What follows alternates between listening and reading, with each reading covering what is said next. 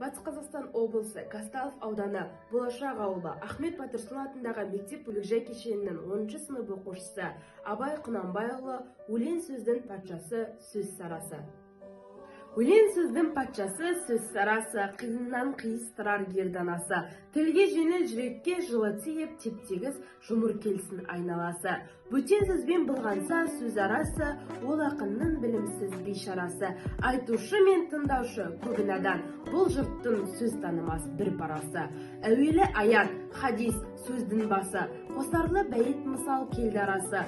Қисынымен қызықты болмаса сөз, неге айтсын, пайғамбар мен оны Алласы. Мешіттің құтпы оқыған ғұламасы, мінәжат уәлилердің зармаласы.